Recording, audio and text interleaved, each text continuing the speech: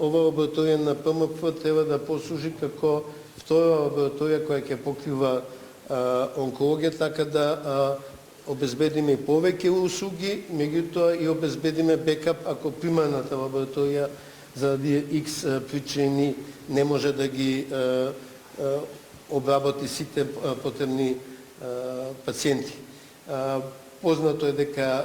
во овој дел од онкологијата имаме најдолго чекање, а чекањето е контрапродуктивно во однос на започнувањето на третманот и сметаме дека со ова ќе се скрати времето на чекање, ќе се забрзи почетокот на терапијата на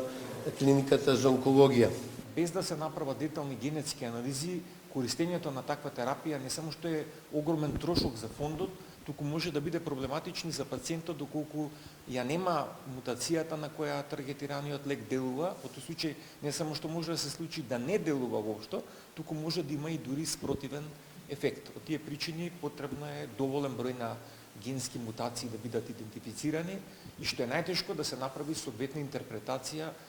за да му се презентира на клиничарот што тоа во пракса подразбира.